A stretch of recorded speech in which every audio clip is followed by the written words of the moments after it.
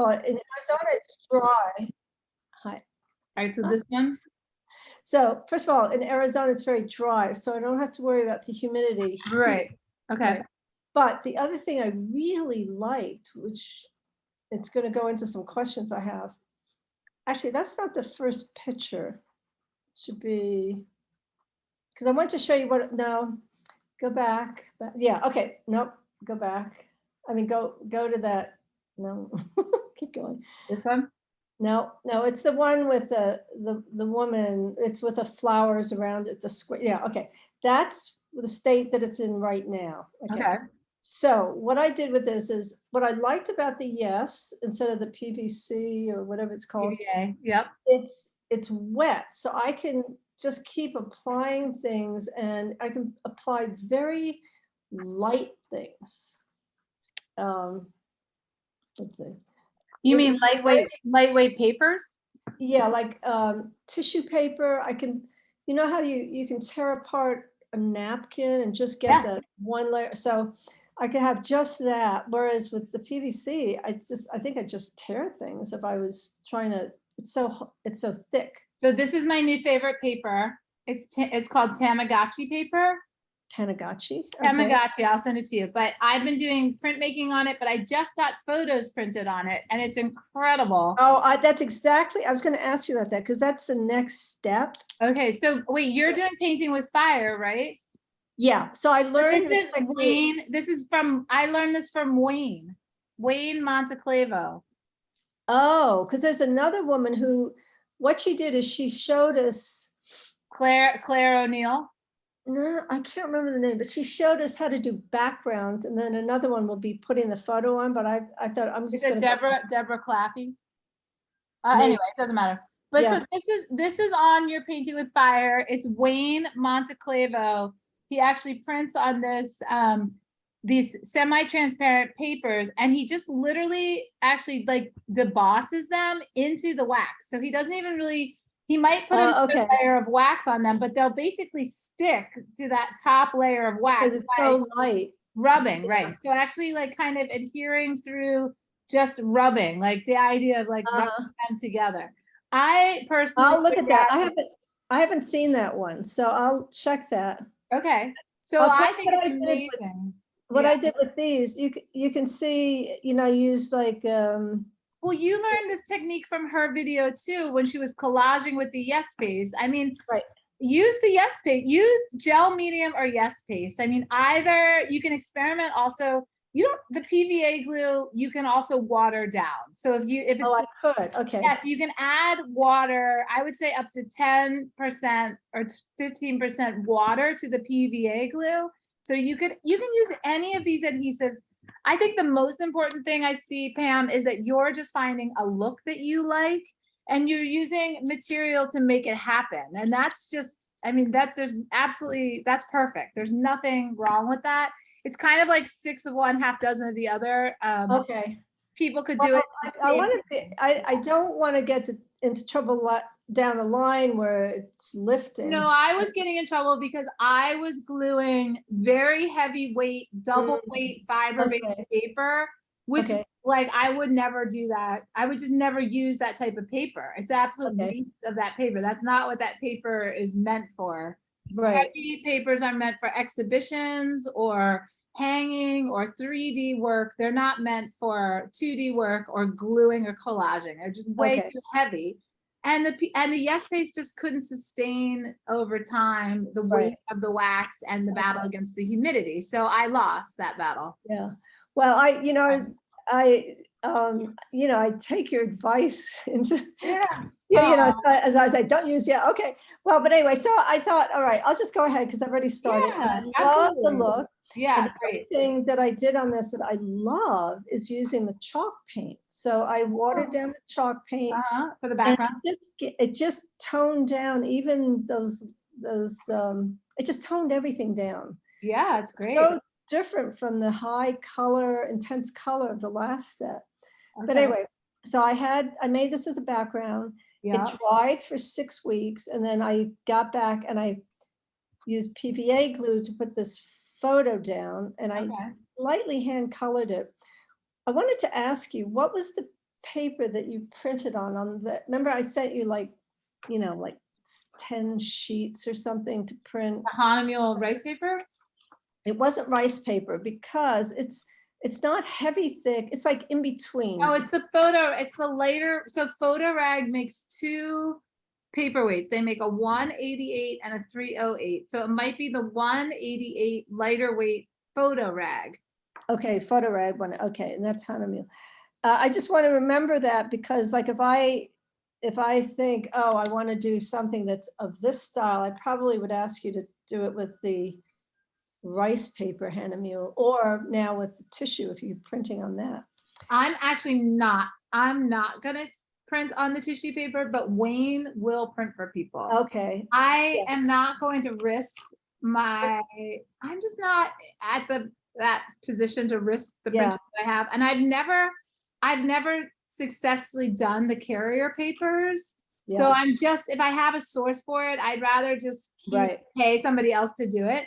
But I just ordered some prints from Wayne. I also am not sure. Yeah, I'm not sure that I want photographs on those layers. I think I might be happy with just like stencil flowers or tracing stuff or more atmospheric stuff. I'm not sure that the literacy of the image on that lightweight paper is gonna work for me.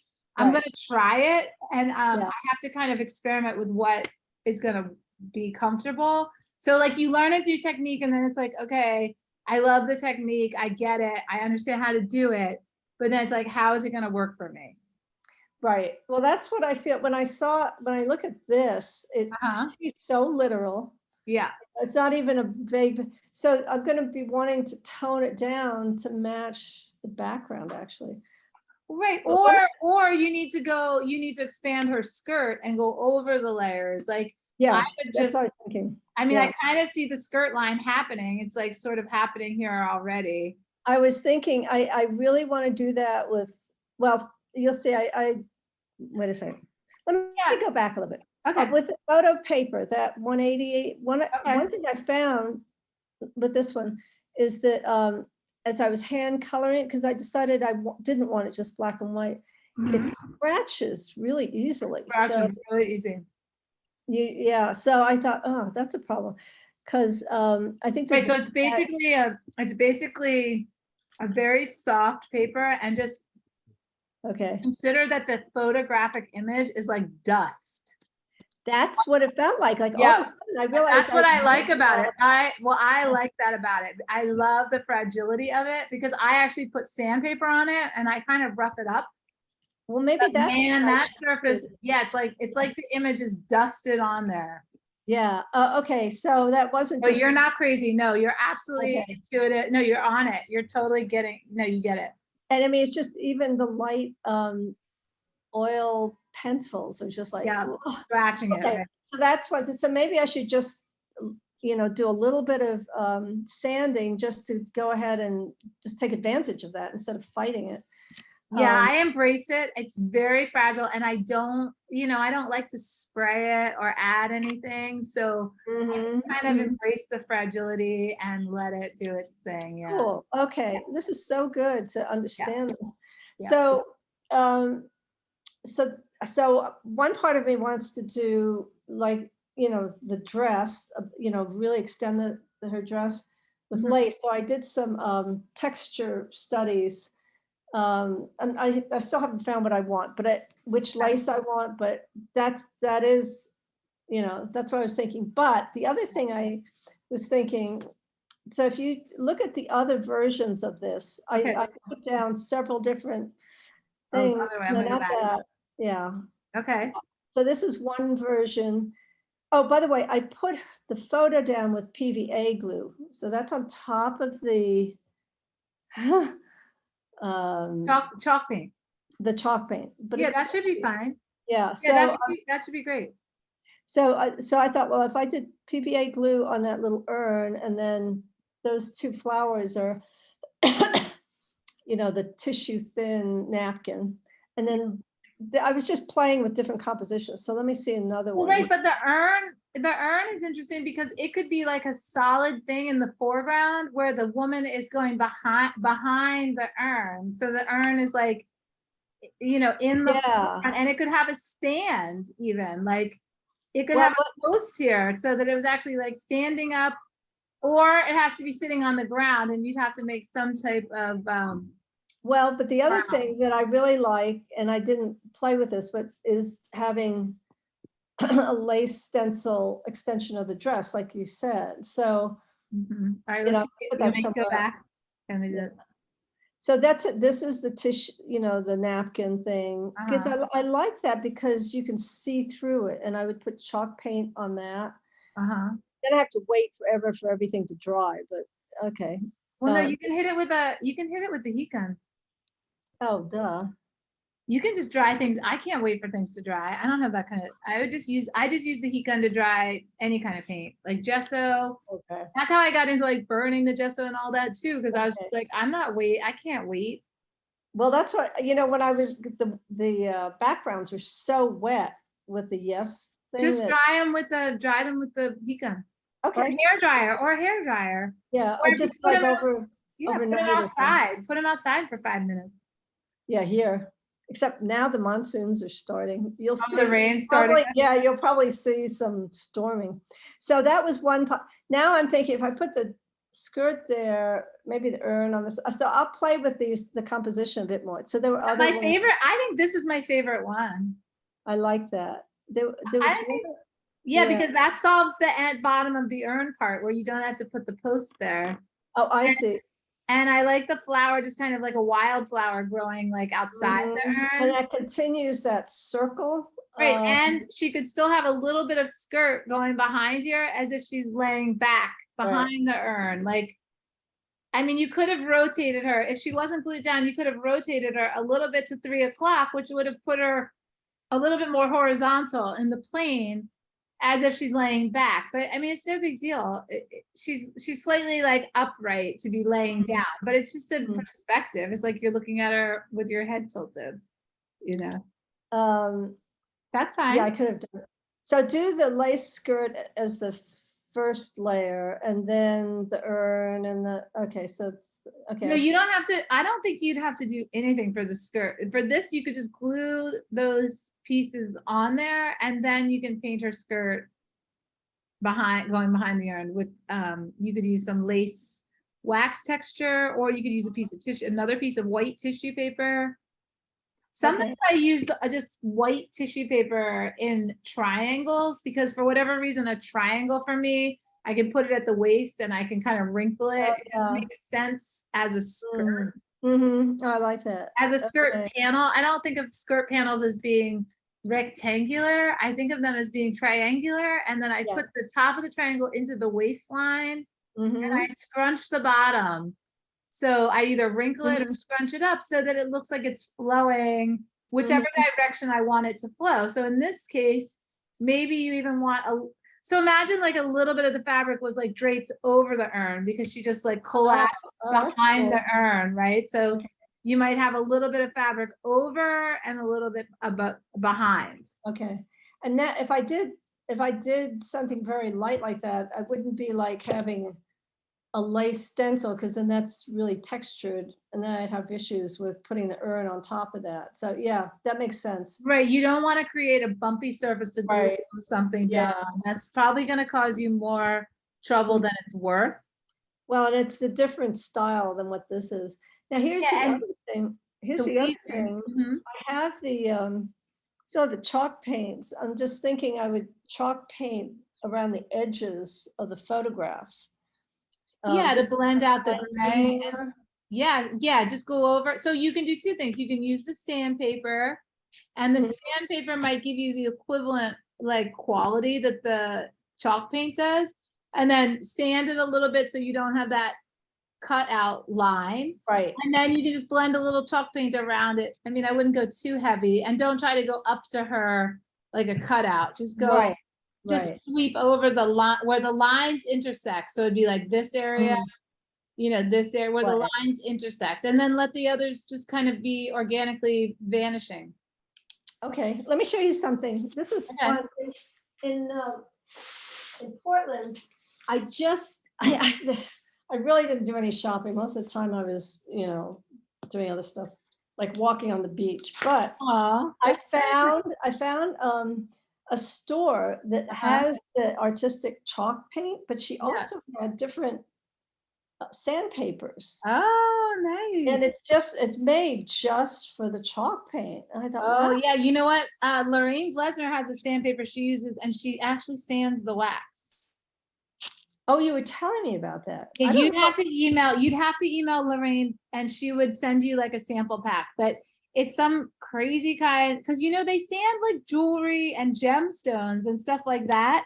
There's all kinds of sandpaper, but she basically, how like, with the stencils, sometimes you get like, oh, they're too bumpy or too rough or whatever. Yeah. Like I might use just like heat or the razor blade to scrape them back.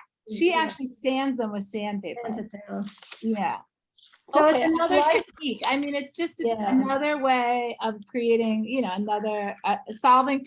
It's sort of like solving problems, it's Well, like, that's it, and I came up against something Yeah. like, the little scratches. I thought, oh, I've got to ask you about Yeah. them. How do I? yeah, you can, you can go to Lorraine's website, and she has a blog, or you could probably just send her a message on Facebook or Instagram and tell her that you work with me and you were curious about how she sands her wax, her encaustic stencils. Okay. Because And I then can show What's you. her last name? What's her Oh, last GLESSNER. lesson? Okay. Glesson. I'm sure you gave that to me before. Yeah, but- and she's also in the Painting with Fire. Cool. Okay. She does like a lot of, usually she shows her embedding, where she takes like magazine cutouts and things and puts them in between the layers of wax, so they're closer to the surface. Well, And so then, yeah. because that's another thing, I'm really interested in this idea of having more depth, different layers. of depth. Well, right, you want the image, right? Well, you want the content to be in different places, like either way far away or really up close. It just changes the volume and Mhm. no, it's nice. And I agree. I want the same thing. I agree. Well, I I think it makes it more know you had mentioned that, and I'm thinking, well, how is she going to do that? So I'm learning. That's it. So Yeah. then I want to show you the other ones where I used the yes. Okay, where I'll I go was back doing to this. yeah.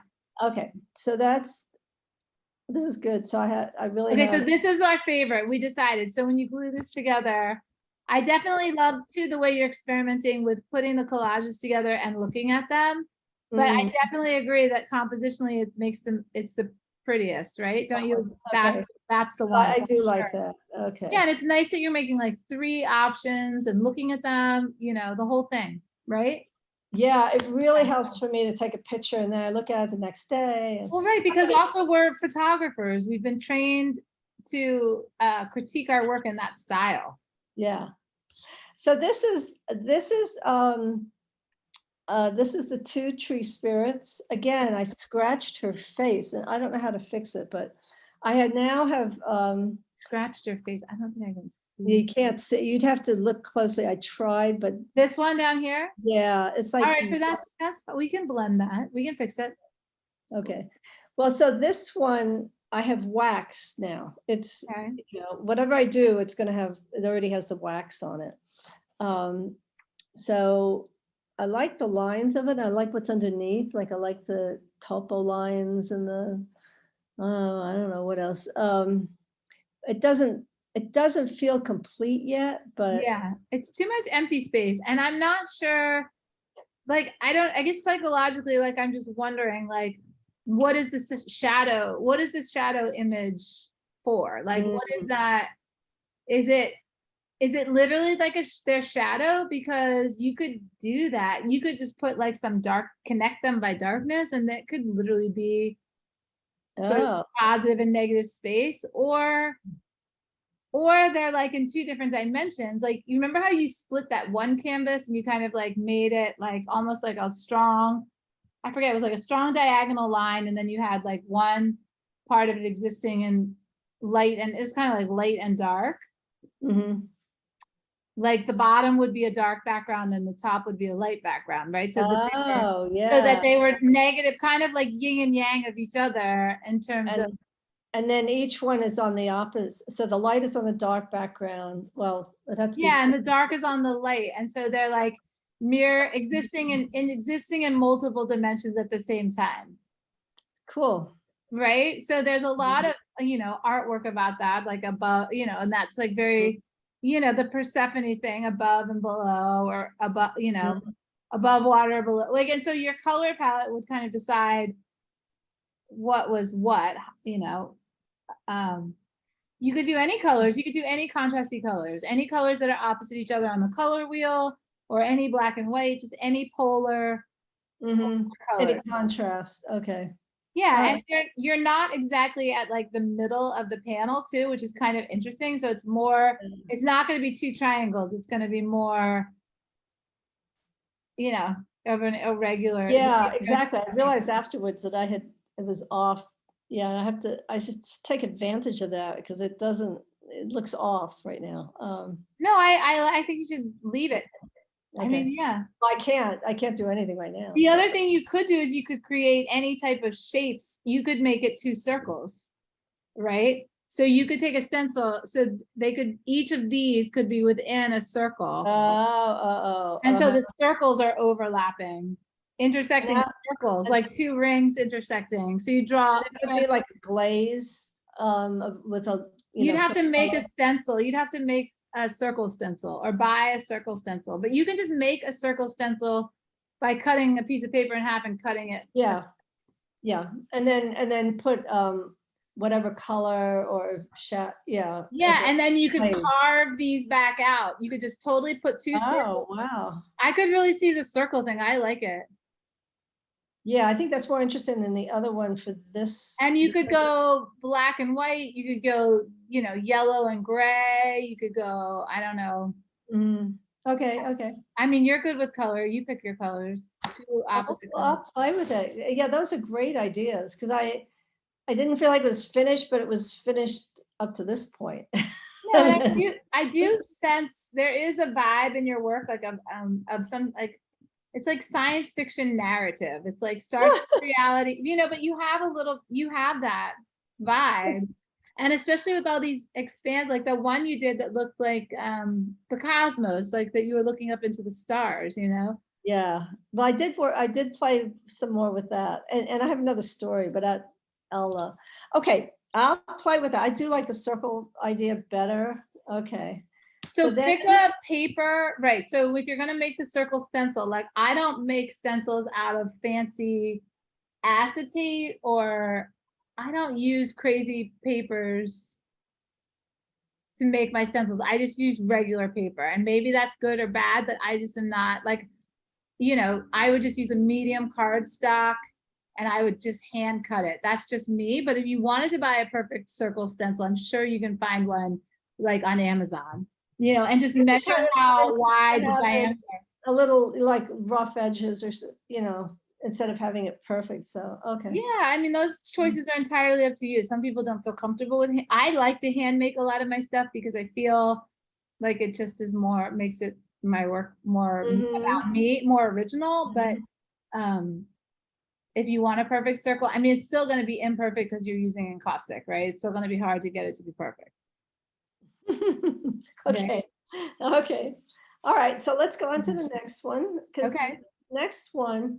All right. It was originally a collage of Xeroxed flowers, and I really just wanted to work on getting better at flowers. And then I thought, oh, well, let's do the yes thing, make it more into a collage and do the chalk paint, which I'm really enjoying.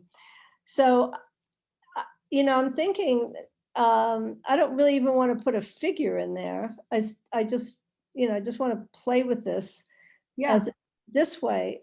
So one thought I had is I still want to get better at the pan pastels because I'm just not good at them. And I was wondering, is this one that would lend itself to that? Well, I don't think you can paint a flower with a pan pastel. So because you can't paint a flower with a pan pastel, and because it just isn't, It just doesn't hold that, it just doesn't hold that Okay. platform. It's too dusty. It's too loosey-goosey and translucent. I mean, So this is not a good thing to learn how to do pan pastel. Okay. no, I mean, and really, your thing you're using the pan pastels for is like atmosphere or slight color correction. Also for things like, just think of what you know about photography. Think about like shallow depth of field, like blown out backgrounds or landscapes that are completely out of focus. You know, those are the type of things that I think are good for pan pastels. I don't think of pan pastels as being good for anything that has any resemblance of existence or of mass or, you know, structure or anything. One thing I've been doing, because it's hard for me to carry heavy stuff right now, so I've been taking just one little lens. Sometimes the lens may be doing intentional camera movement. Yeah. So I'm thinking, yeah, so down, maybe what I should do is. Do you know the work of Uta Barth? No. Una She Barth? photographs everything out of focus. Like really out of focus. Here, I can show you her work real quick. So, and I love looking at her work. I mean, if you wanted the flowers to be that style where they're basically like just very soft, like dream representation of flowers, you could do that. Well, there are a couple people I've been So following. here's like her work. Oh yeah. So I've never seen her work with this big red line in it, but like, this is what I know of her work. Yeah. Like this. So I was taking pictures at the marinas, you know, on the coast and flowers. Right, so like this one, you know what it is. It's like funny, it's like when you're, you know what it is. It's a wall and a sidewalk and a line of trees and a building and a road, but she's not really giving you, you know what I mean? She's not really providing you. And that's an interesting way of working though. I mean, here's the building and a something. I have no idea what this is. It could be a person, right? And a telephone pole. I mean, again, these are like really. I'll send you one. Try and send you one or two of these guys that I'm following on Instagram, and I just say, oh my gosh, this is but that's a whole nother style. So wait, let's go back to that though for a second. So with that in mind, if you wanted this to be like that dreamy, blurry kind of idea of a garden or like the memory of a garden, I think that this could work, you know, because you could make them so like out of focus, like they just wouldn't have any. It's like they just wouldn't have any mass. It's like they would be there, but they wouldn't be like, they'd be like, if you reached for them, you wouldn't be able to pick them up. They wouldn't be like real. Which is an interesting idea. Do that by putting more wax on to get them out of focus, or well, yeah, I mean, the pan pastels are going to make them out of focus. Okay, because this is already. There's no line. What I'm trying to say, there's no line, and they're very hard to shade, the pan pastels. So there's no hard line, and you can't shade them very well. Like they don't go from light to dark like encaustics or pigment sticks. They just are kind of like, even if you add white to them it's very hard to try to get them to. And I think that people that use pastels, that's why they like them, is that they're painting in almost like auras of color and not like things, not like tangible realism. They're just kind of painting in like glowy layers of. So if you look at artists who use pan pastels or not oil pastels, they have to be the dry ones, not the oily ones, but they have to be the chalk pastels. But that has a certain look to it, and you could definitely do it with this piece. But it would be covering any of the, like, let's say there's a flower with a dark center, that would be totally gone. It's opaque because it's opaque, right? Well, it would just look like muddy. It would just look dark and muddy because the pan pastel will blur it. But unless you put a dark color, what I would do is I would paint what you see. So where you see dark, I would put dark pan pastels, and where you see light, I would put light pan pastels. So you're literally like, but it would be a good training exercise. That's what I was thinking, yeah. Yeah, you'd Okay, have to use, you have to use like little makeup applicators, like I've got okay, it's almost like you'd be painting with, like like eyeshadow pads, right, right. or get the ones with the little sticks so you can Yeah, control them more, right? And then you're putting them, like you would paint, like if you wanted to paint this one dark red, you would put like reddy black in the center where it's dark, Mhm. and then like a lighter red in the middle, and then darker red. But you're gonna have to like paint it's gonna be a little bit like paint by numbers, but it could be good Right. practice. Well, that's what I was doing with the other ones. I used some other Xerox flowers to use oil pigments to paint by, it was like paint by number, where it's Right. dark. Well, that's like how I learned how to paint. I mean, that's how photography taught me how to paint. I mean, Huh, so just painting photo, and now, as you improve, you just start to want like more complex yeah, yeah. images. You want more, Here's like, another question, yeah. and I suspect you'll say, yes, you can do it, but I'm feeling it's probably too difficult. Suppose I did some paint by numbers with oil pigments, let that dry, and then do like the more aura-y parts, make out of focus, maybe in the background, with pan pastel. I'm not sure I could pull that off though. I mean, if anything, I would do a little bit, you could do a little bit of the flowers with like encaustics, or mix these flowers up with a couple stencils. The thing Mm, is like, if you want this to feel like you're just in the flowers all over the place, you mm, want them just to exist in a bunch of different focal points. You mhm. didn't create like, okay, so think about in photographs, we usually line stuff up, right? Right, and So I we didn't usually know, have like foreground, midground, background, and usually yeah, things recede back to blurriness. right, So right, in this composition, you have this one here, or these two that are in focus in the center, which yeah. is fine. And then you have this one over here, which is medium focus. Background, yeah, This one's sharp. This thing down here is sharp. And then this one at the top is sharp, right? This one yeah. under the green is not sharp because I can barely see it. But So so that's proceeding, yeah. maybe even rotate this canvas so it's Huh. so it's horizontal. And then if you find, the thing that I always loved about the view camera is that you could find a line of focus Uh-huh. It's through, like the edge of focus, right? yeah. Right. It didn't have to be logical, like foreground, like the way the world was. It could be like a chosen line of focus through a diagonal plane of an image, Mhm. right? Because of the tilt and shift in the view camera. So maybe there's a diagonal of focal points here, like this way, from this corner to this corner, and then everything else is blurry. I just started using the Lensbaby Edge, Uh-huh. where it does, you can place your focus and how, the focus point, you can, as a line. Oh, cool. Yeah, it could be an edge, and you can do it as wide or as narrow as you want, and you can Yeah. shift it different ways, so. Oh, that's really cool. And then does it fix? Can you choose that and lock it and then point it at anything? Yeah, Oh, well, yeah. I would, yeah, or let's say I see the flowers and I say, okay, this is where I want the line to be. Yeah. So, yeah, it just made me more aware of, but I still have to have it more as an edge. It isn't like some flowers can come forward and some are back. It has to Right. be, yeah, okay. Well, let me see. I'll either do the pan pastel straight, or I'll look for, see if I can find that Also, focal. I think that green, that color green, you've got to play around with it a little bit more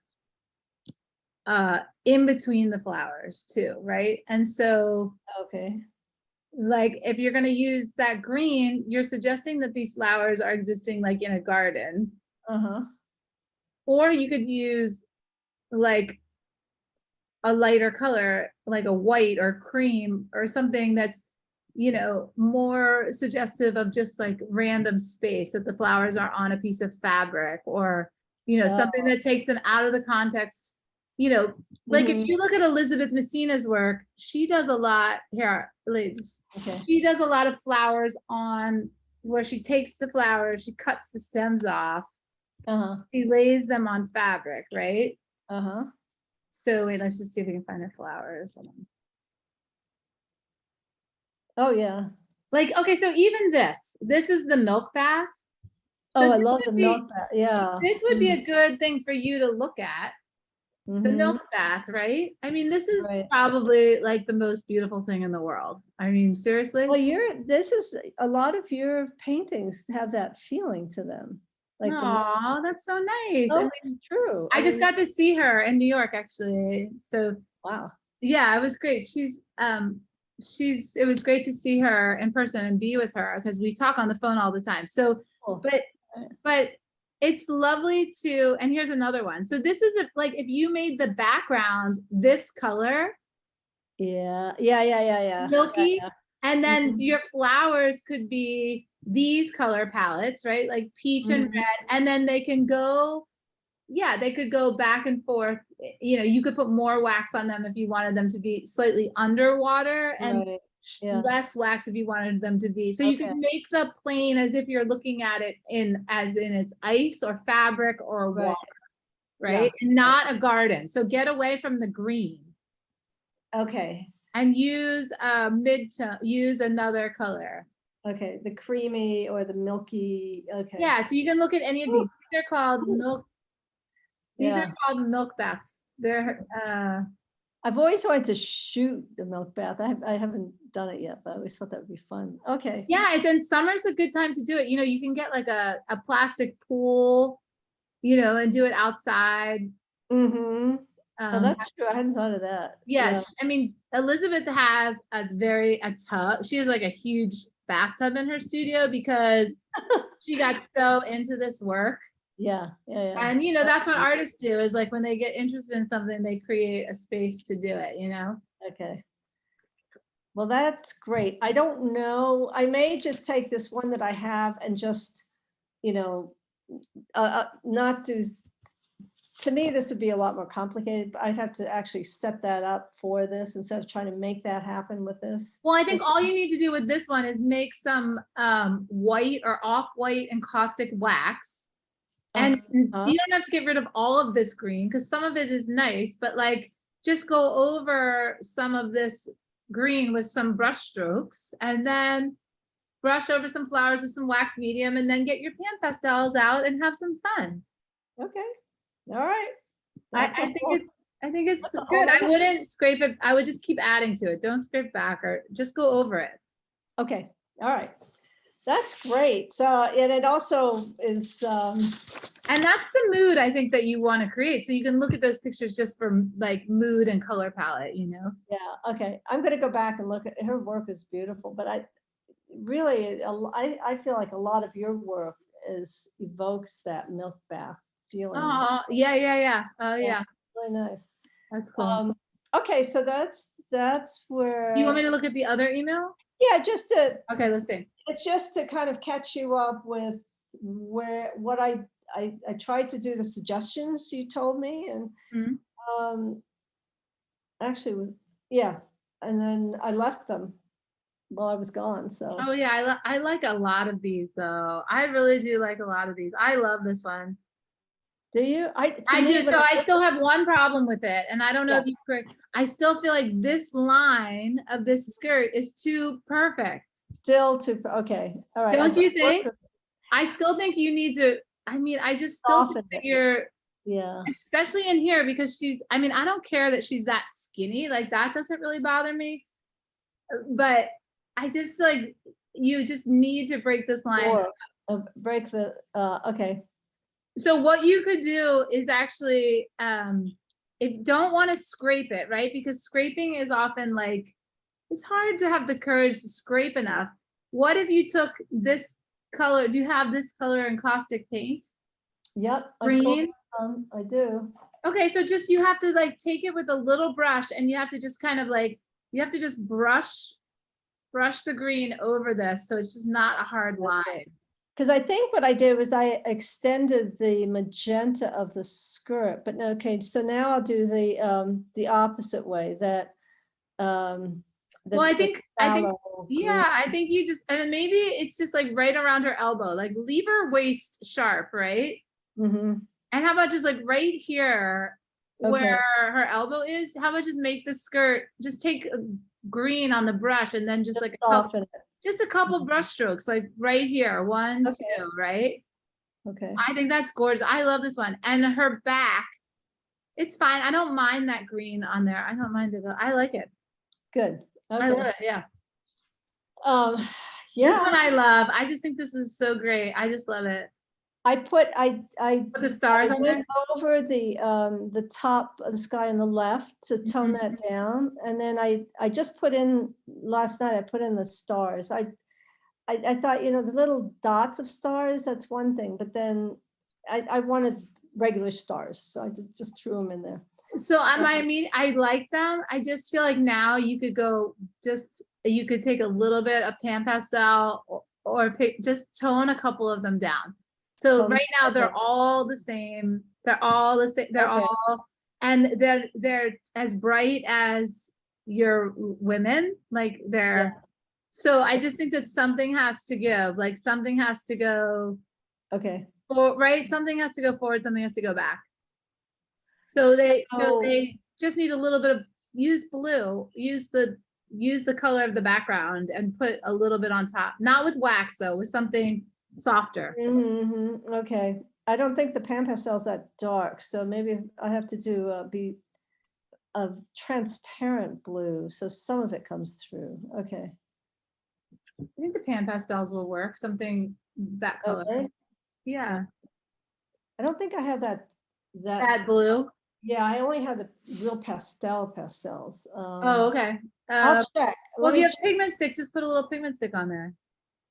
Yeah, okay. I'll try that. So some can be as they are, and then some are. Yeah, always- like every other one or something. Like this little row of 3 right here, it's two, they're two Yeah. lined up, like 2 of them need to go back, 1 of them needs to come forward. These 3 Okay. too, like they just need to be different colors.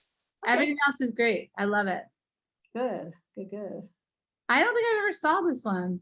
Well, this one, yeah, you had we got it to a point where there were some butterflies. Then I Oh, put yeah. butterfly in, and then I painted the flowers, but I want those flowers to soften up and recede. They're too bright. I think they So tip. just put wax medium on them. Yeah, and And also you need, I think you should put a little bit of color in her dress. okay, I actually put some rice paper that had gold threads. I see it. It's beautiful. I Yeah, see it. But if you just put a little bit of pan pastel, like a very peachy pink or a little bit of yellow in her dress, I think it'll also, that might also chill out the flowers. I mean, basically right now the flowers are contrasting against bright white. yeah. So if the They just dress, look like they go right to the flowers, and I want them to be softer.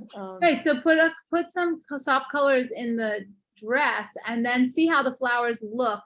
If the flowers are still too bright, you can either put a coat of wax medium on them or scrape them back a little bit. So you just have to decide which look you're more comfortable with, you know, Okay. breaking them up by removing and subtracting or softening by adding. So Mhm. they're not exactly equal, but they will both solve your problem. You Yeah. just decide which technique works better for you. Okay, great. Yeah, and I have a couple more of that image, so, you know, the other Yeah, things it's a great photo. Yeah, it's great. She's got a great face. I just thought, oh my gosh, there's so much we could do with this. I'm having so much fun. Yeah.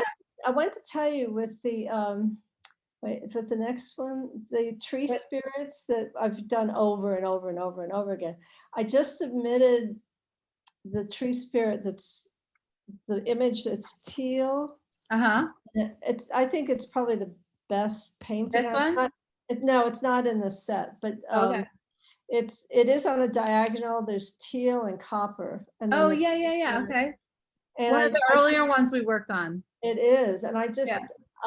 Anyway, so I should know in a couple of days if it's in or not. That would be my first Good. Oh my God, that's great. museum thing. I don't know. I know that's a big deal. Yeah, no, that's great. I'm so happy to hear that. That's wonderful. And I love your book. I still love your book. I look at it all the time. I'm in my studio. I love your Oh, book. that's sweet. I love your book. Well, I'm actually thinking, I want to do another one that, but it won't be self-portraits, but it's another one that's coming up, but that's a whole nother Oh, thing. good. That's the black and white part of me. I know. I have that part of me too. And I'm going to do a book too. And it's going to be next year. Cool. Oh, cool. Yeah. Yeah. Well, so with the, even if I don't, if I'm not, even if that picture isn't accepted, I really, the whole experience is good. The whole application process and writing the description. To fit the theme. Even titling the work, even titling the work. Yeah. Writing what materials you used in it, and then putting the titles on the back, and then scanning them. The whole and then also keeping them together by date or by series idea. I mean, all of these things are important. Well, so that's my first little step. So I had to tell you. Awesome. Well, yeah, let me know what happens. Let me know what happens. I will. It's, yeah, it'd be interesting. That's great. So I want to go ahead. I think this is the last session that I paid for. So I want to go